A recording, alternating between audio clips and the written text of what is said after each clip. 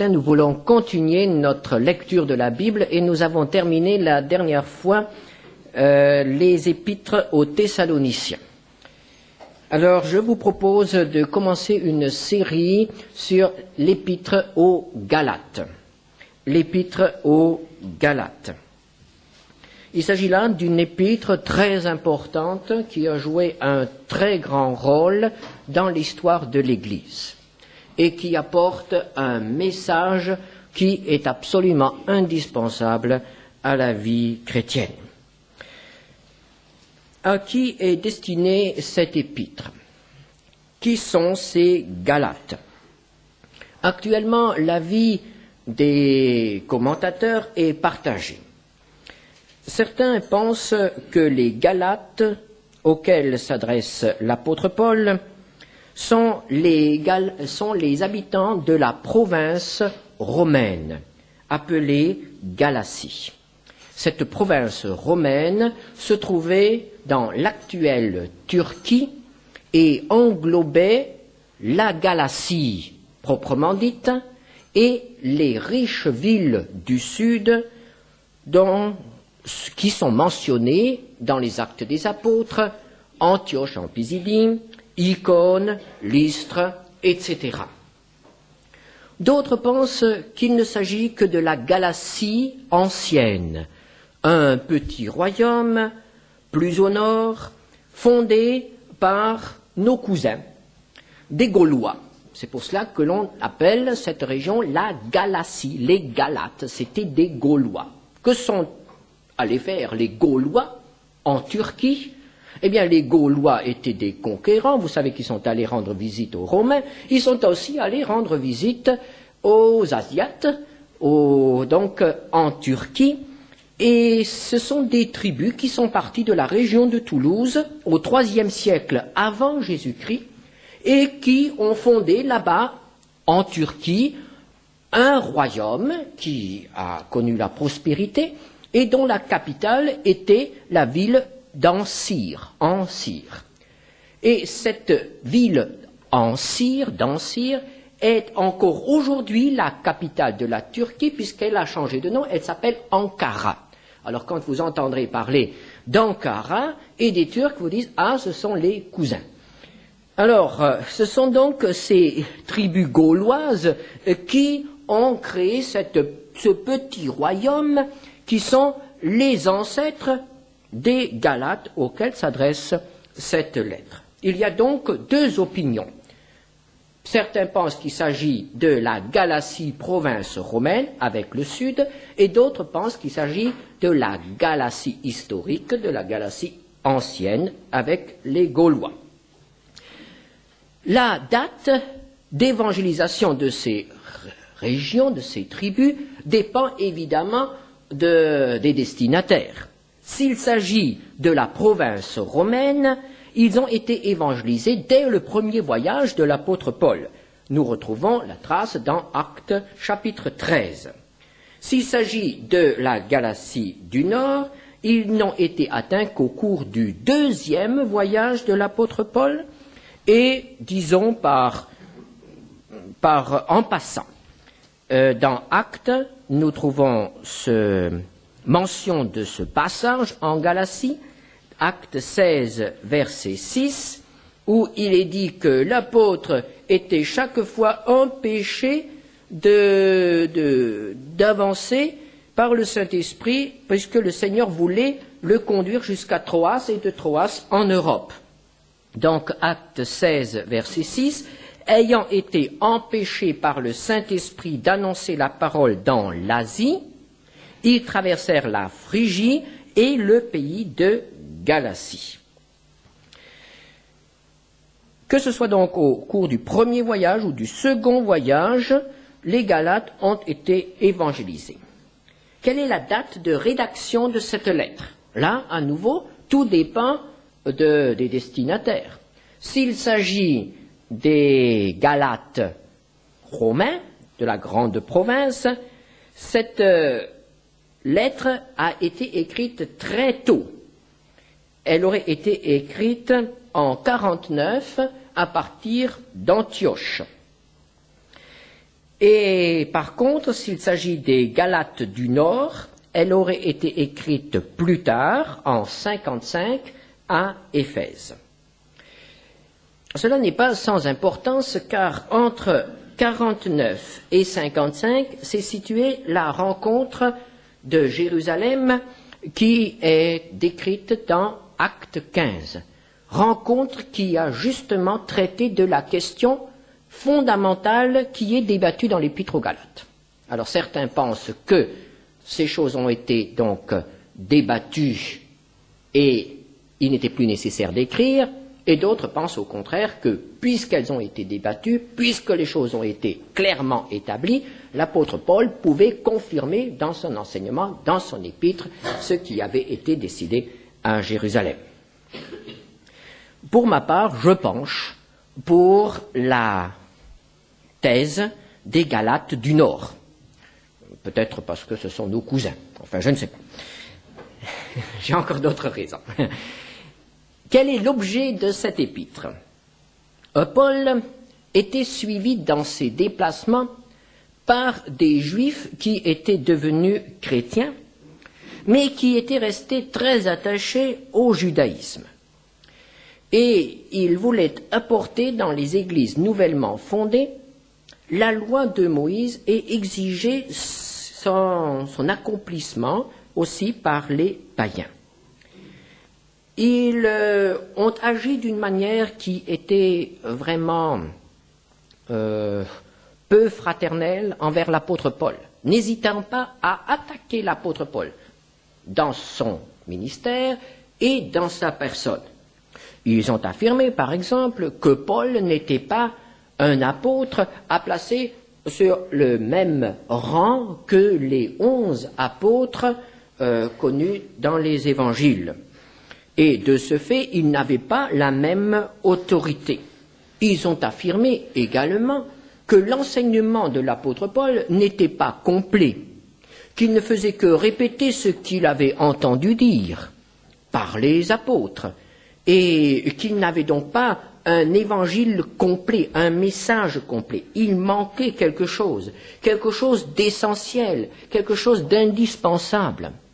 Ces hommes affirmaient que Dieu avait fait des promesses à Abraham, que Dieu avait donné la loi au peuple d'Israël, et que pour être sauvé, il fallait appartenir au peuple d'Israël. C'est-à-dire que pour être sauvé, il fallait d'abord devenir juif, répondre aux exigences du judaïsme et ensuite accueillir le Messie.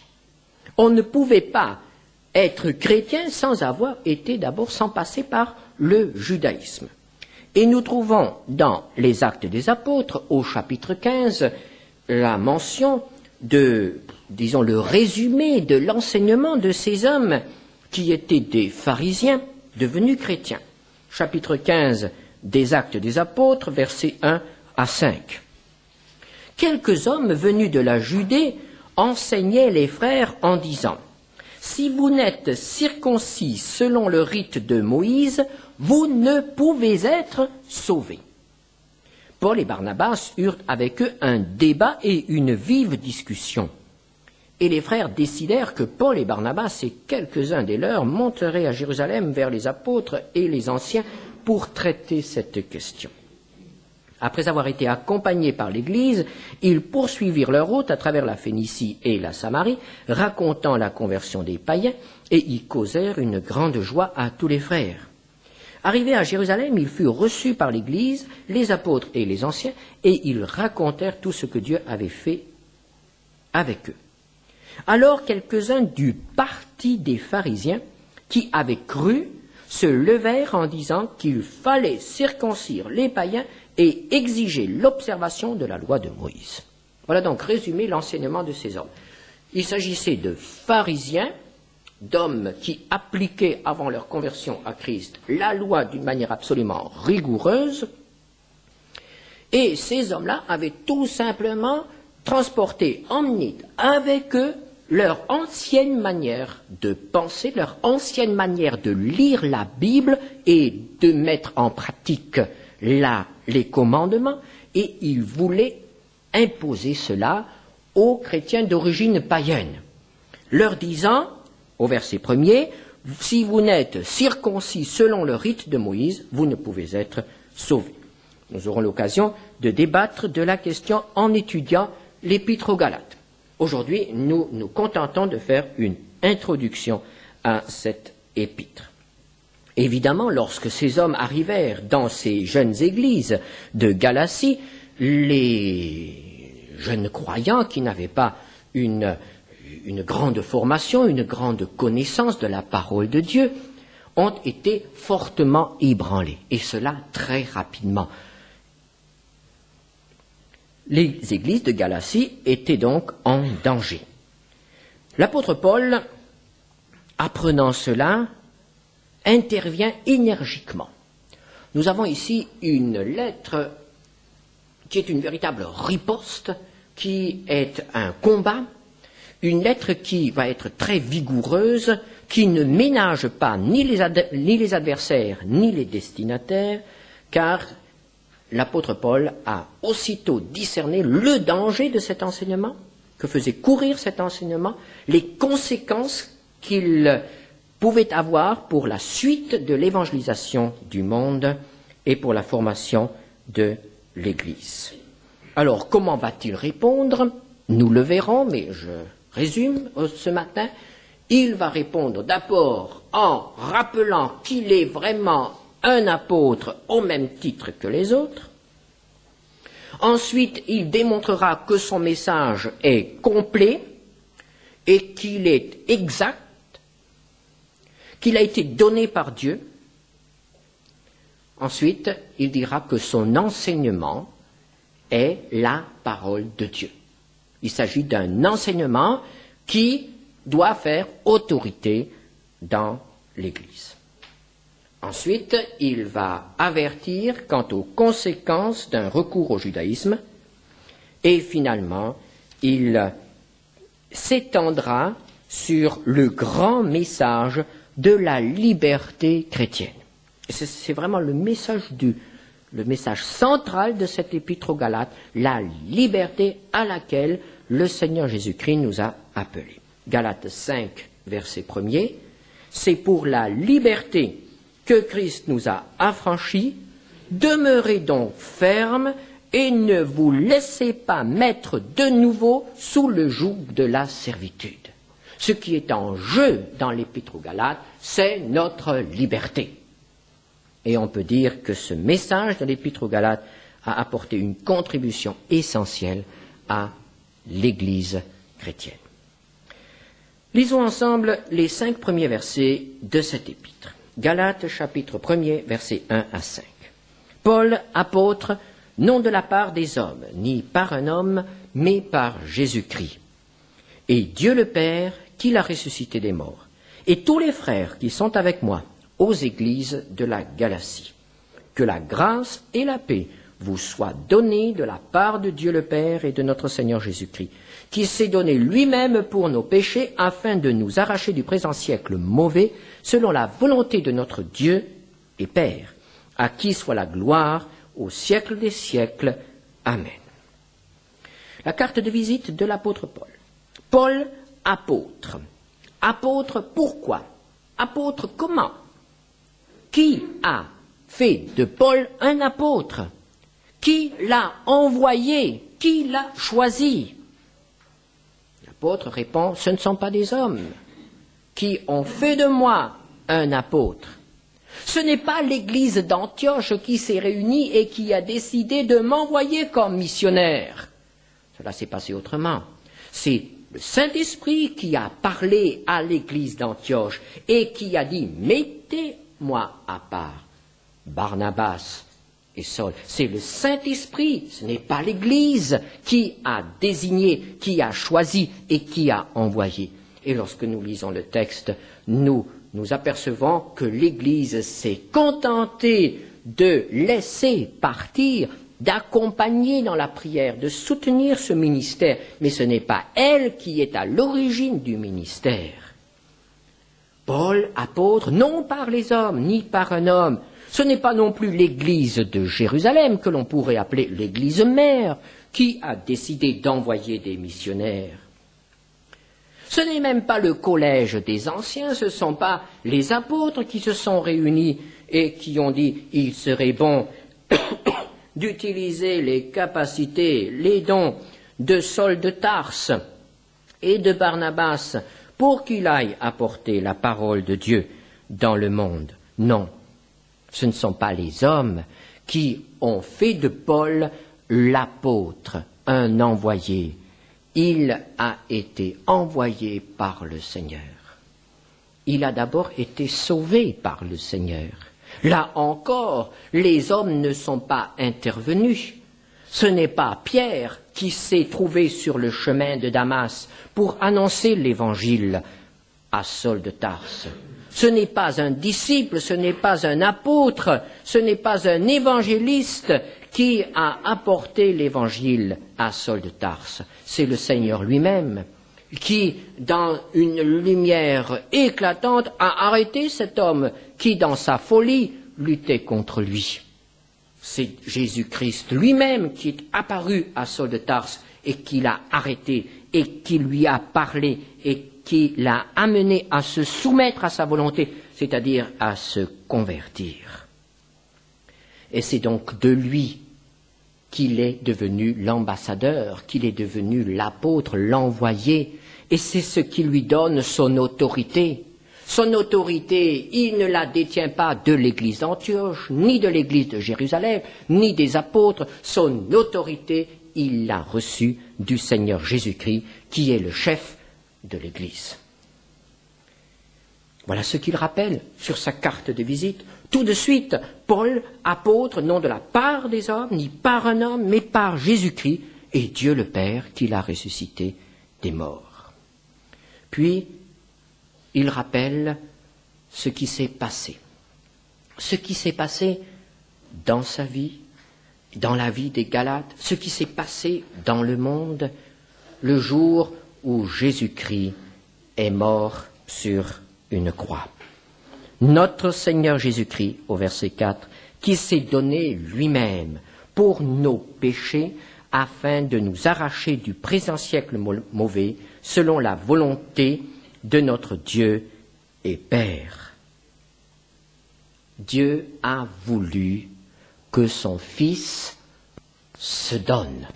Nous nous souvenons là de cette belle parole de Jean 3,16 que Jésus disait à Nicodème. Dieu a tant aimé le monde qu'il a donné son Fils. Et ici, nous avons l'écho, Paul dit, le Fils s'est donné lui-même. Il y a eu accord entre la volonté du Père et la volonté du Fils. Il y a eu accord pour que la croix soit dressée, pour que le corps de Jésus soit cloué sur cette croix, pour que son sang coulât, pour que nous soyons sauvés. Et comment ce salut est-il exprimé sous la plume de l'apôtre Paul? Ce salut est exprimé d'une manière très intéressante. Afin de nous arracher du présent siècle mauvais. Afin de nous arracher. Essayons d'imaginer un peu la conversion comme un arrachement. Qu'est-ce que cela veut dire? Un arrachement. Très souvent, la conversion est présentée par d'autres images. Il s'agit d'accepter Jésus dans son cœur, il s'agit de franchir la porte, il s'agit de venir au Seigneur. Et voilà que l'apôtre Paul emploie un tout autre vocabulaire. Il dit non, la conversion c'est tout cela, mais c'est aussi un arrachement. C'est un arrachement. Quand on arrache quelque chose, on le sépare. Il y a des mauvaises herbes dans cette cour, eh bien, elles auraient besoin d'être arrachées. Et il va se passer quelque chose lorsqu'on va les arracher.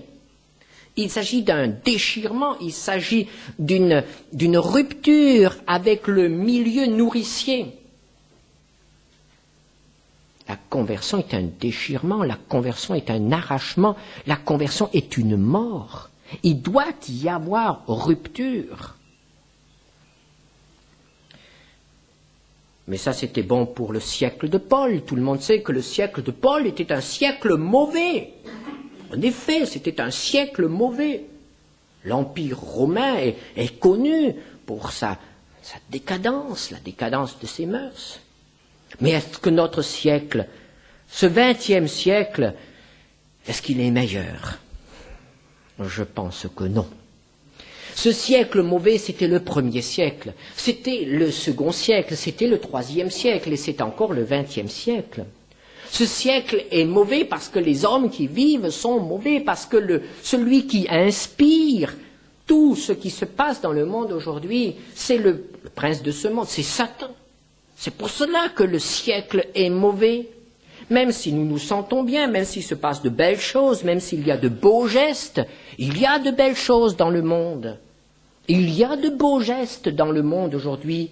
Il y a des gens qui ne connaissent pas Christ et qui font de belles choses, et qui font de bonnes choses, et qui rendent service à leurs proches. Mais malgré tout cela, le bilan d'ensemble, aux yeux de Dieu, ce siècle est mauvais. Et il faut, si nous voulons appartenir au Seigneur, il faut accepter d'être arraché, d'être déraciné, d'être séparé. Il faut qu'il y ait une rupture. Quant au milieu nourricier qui est le nôtre, au milieu d'origine, il faut qu'il y ait un arrachement. Et quand nous lisons ce texte, nous découvrons aussi que la conversion est chaque fois un miracle, une manifestation de la puissance de Dieu. Car, en y réfléchissant, est-ce que nous sommes arrachés du présent siècle mauvais? Est-ce que nous avons en nous la force de nous arracher, de rompre?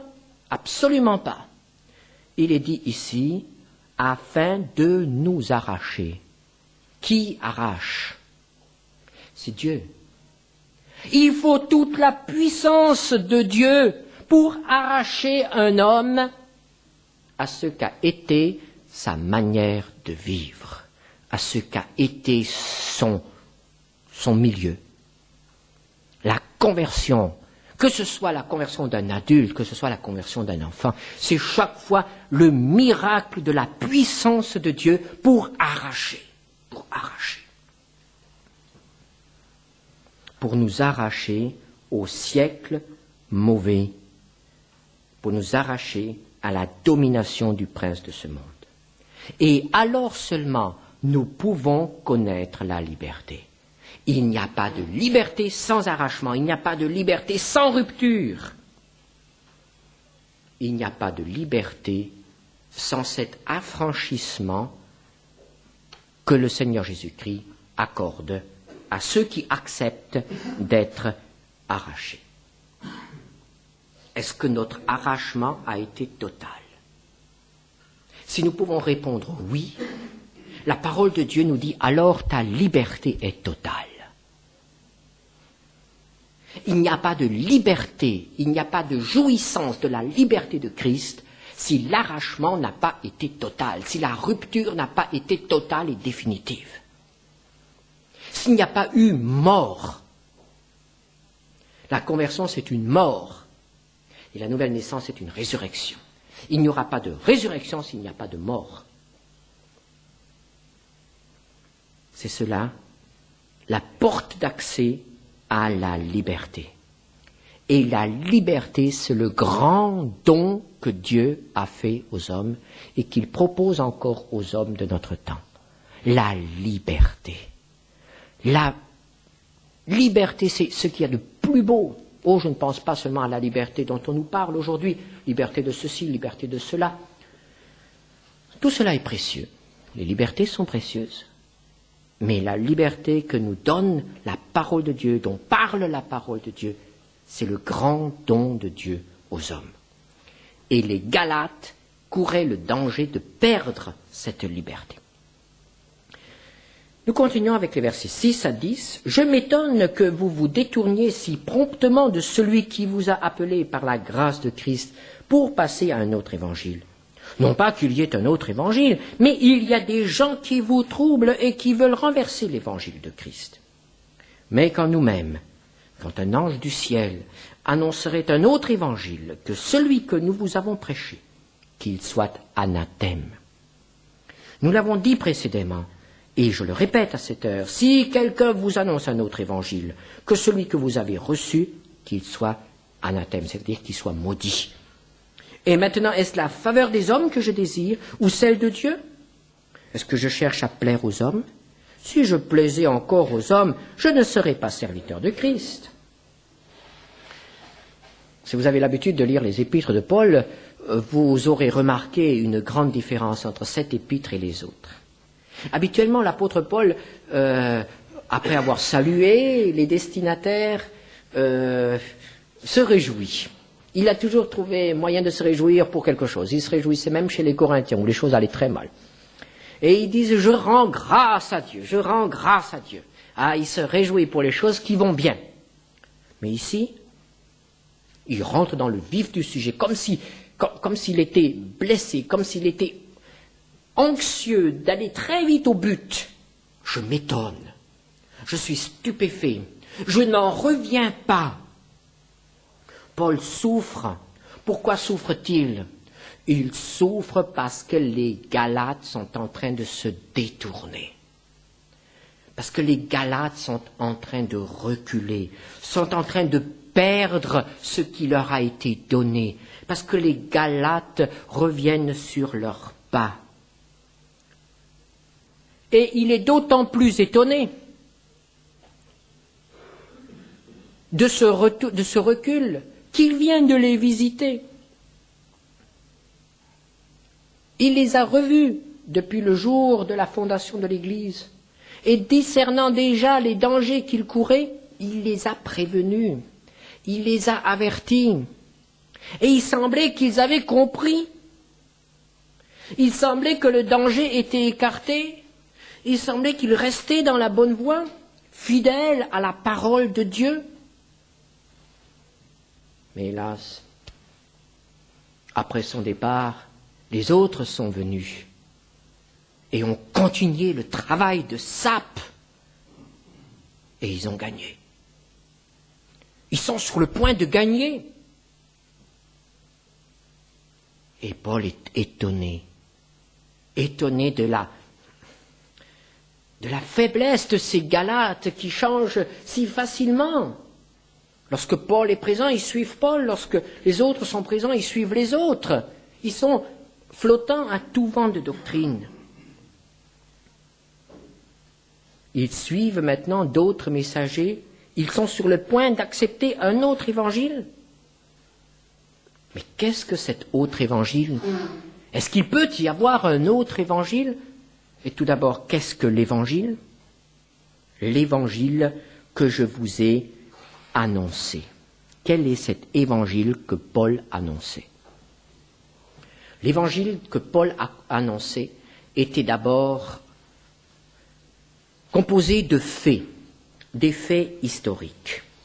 Dieu a envoyé son Fils, qui est devenu homme, Jésus de Nazareth, qui a agi en Galilée et en Judée, qui a été crucifié, qui est mort et qui est ressuscité, qui est monté au ciel, qui s'est assis à la droite du Père. Voilà les grands faits de l'Évangile. Voilà l'information que Paul leur a donnée. Ce Jésus est le Fils de Dieu. Voilà ce qui s'est passé. Ensuite, c'est l'application. L'Évangile, c'est d'abord le fait historique. Il faut que les gens sachent cela, ce qui s'est passé. Ensuite, c'est l'application. Qu'est-ce que cela a fait que Jésus, le Fils de Dieu, meure sur une croix? Ce que cela a fait, c'est que maintenant les hommes peuvent être réconciliés avec Dieu. Maintenant, Dieu est prêt à pardonner aux hommes. Maintenant, Dieu est prêt à adopter les hommes, à en faire ses enfants. Maintenant, Dieu est prêt à leur donner la vie éternelle. Tout cela par grâce. Et il faut souligner ce mot, grâce. Par grâce. C'est un pur don de la miséricorde, de l'amour de Dieu. C'est un cadeau. et l'Évangile, c'est encore la part de l'homme.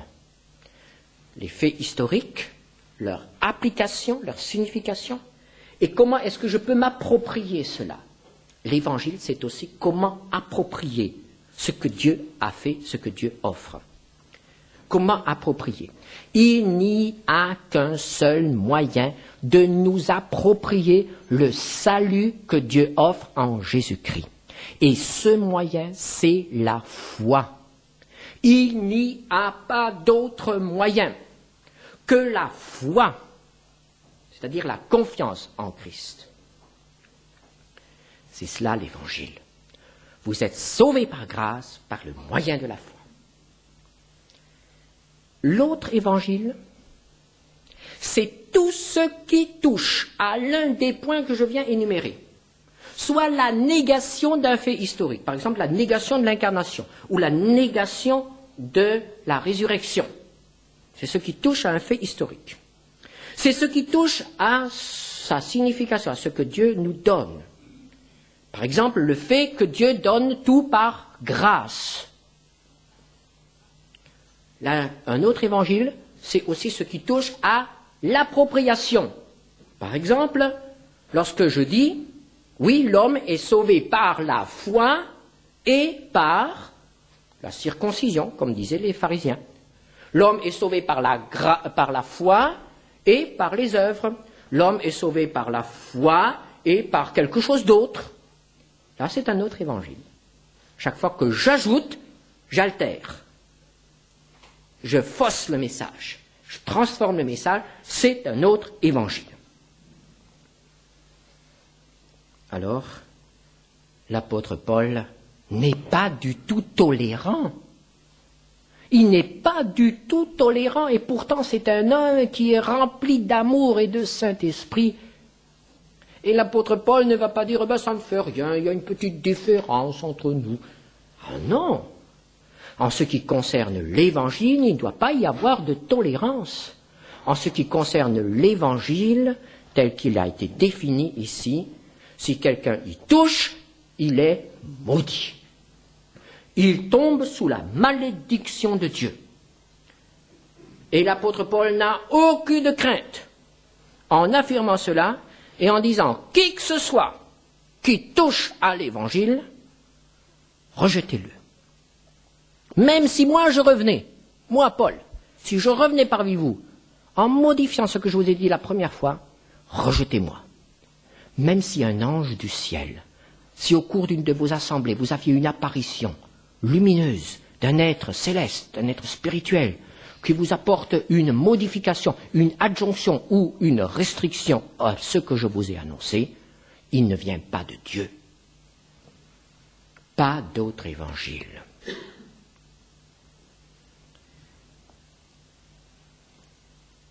C'est ce que l'Épître aux Galates va nous apprendre. Et nous allons la lire ensemble, et je vous invite à la lire au cours de vos méditations quotidiennes, lire cette Épître aux Galates. Elle a un message dont nous avons besoin aujourd'hui. La perte de la liberté chrétienne, l'adjonction de quelque chose à l'évangile du Seigneur a été le danger qui a guetté l'Église dans tous les temps et qui guette encore l'Église aujourd'hui. Le don de la liberté en Christ, est-ce que nous l'avons tous reçu? Si nous ne l'avons pas reçu, nous pouvons le recevoir ce matin. Nous pouvons dire, Seigneur, je veux être libre. Seigneur, je sais que je n'ai pas encore été vraiment arraché à ce monde, à ce présent siècle mauvais. Il y a des choses auxquelles je tiens encore. Eh bien, ce matin, Seigneur, je te permets l'arrachement complet, l'arrachement total, l'arrachement peut-être de cette petite racine qui me tient encore et qui m'empoisonne. J'accepte que tu arraches, j'accepte que tu coupes, j'accepte qu'il y ait une rupture dans ma vie. Et alors je connais la liberté. Amen. Seigneur notre Dieu, nous te rendons grâce de nous avoir appelés à la liberté en Christ. Et Seigneur, toi qui sondes les cœurs, toi qui connais nos besoins, Nous te demandons de nous éclairer afin que, s'il n'y a qu'une fibre encore qui nous attache aux choses du passé, elle soit coupée maintenant par la puissance de ton Saint-Esprit. Et nous savons plus ces fibres, ces racines sont fines, plus il faut ta puissance pour les arracher. Merci Seigneur pour l'œuvre d'affranchissement que tu accomplis dans notre vie.